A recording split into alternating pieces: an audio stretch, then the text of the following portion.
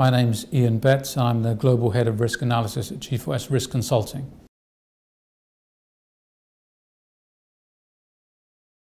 So market instability and the impact on shipping of unstable markets and currency fluctuations, that's one thing.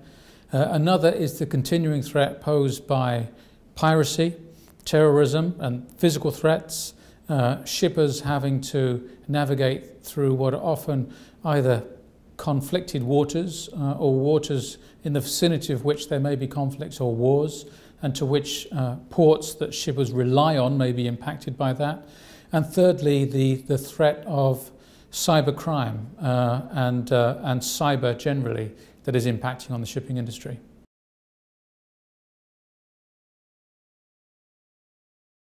I think they are. I think the threats are diversifying. We're seeing a wide spectrum of risk now in the shipping industry. These encompass both physical risks, those which are experienced at port, but also at sea. One of the things we're seeing now, which is a very new risk that we hadn't really seen before, is an unparalleled increase in illegal or uncontrolled and irregular migration.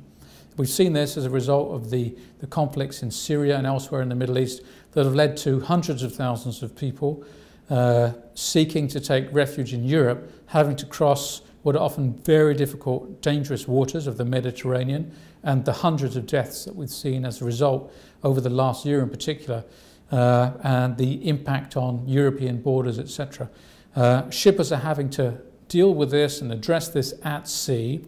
There is a responsibility on shippers, for example, to rescue, to pick up those people that they see in danger on the sea, and to take them on board ships which in the modern age are often seagoing with very small numbers of crew, dependent on high technology, without the ability to monitor, control, take care of large numbers of people on board. That puts ships and shippers at risk when they're undertaking their duty at sea to rescue the individuals that they find on those often very flimsy life rafts. At the same time, shippers are saying, well, if that's our responsibility at sea, then this is almost, we're almost seeing a threat to the law of the sea itself, where we're no longer able to simply ply our trade as shippers. We're responsible for things which are beyond our reasonable control.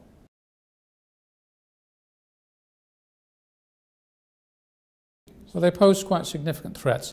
While the international powers, the US and other major nations, have been able to help address the threat of piracy off the Gulf, we have seen a new theatre of piracy emerge off West Africa, which is likely to increase and which is going to impact shippers. It's going to increase the risk to ships navigating those waters.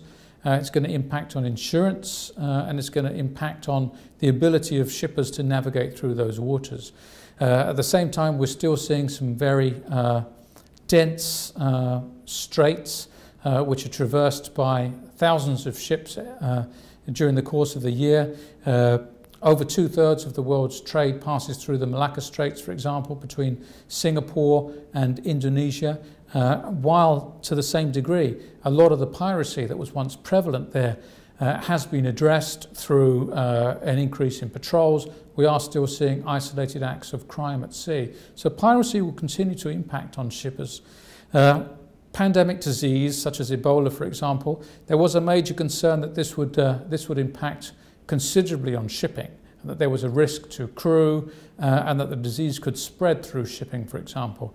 We didn't see that unroll to the degree that was anticipated, but at the same time, the shipping industry has a great deal of responsibility to ensure that ships remain disease-free, that crew have the information and education they require in order to maintain health and a proper duty of care on board ships, and that they're not responsible for transporting infected individuals from one place to another. And that's a key risk and something that shippers have to look to in the future.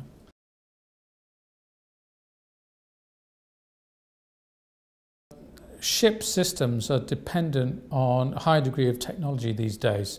There are fewer crew, communications, navigation, the retention of data. All of these systems are dependent on electronic data and electronic systems.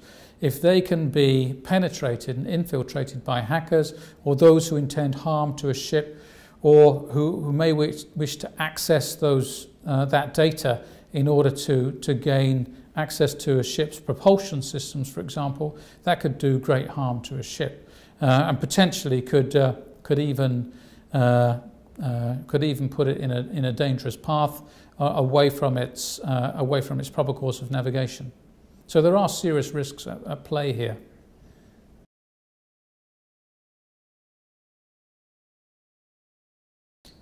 Shippers are exposed when ports are located in conflicted states, or where there is a risk of ports being bombed, for example, or being the target of terrorist groups and other actors.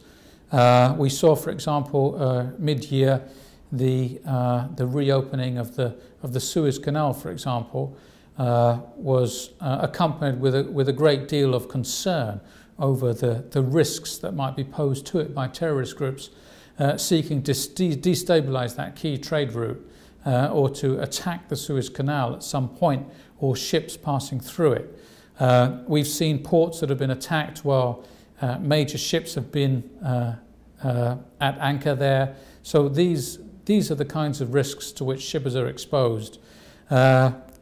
Shippers have a great deal of information available to them from shipping associations. We are keen with the subject matter experts that we retain within G4S to be able to provide them with the kinds of advice and recommendations that they require in order to understand the situations in a given port or in a given country. We do that through our own engagement with them on a client to consultant basis, or by way of our web-based online global intelligence system that we maintain 24 hours around the clock.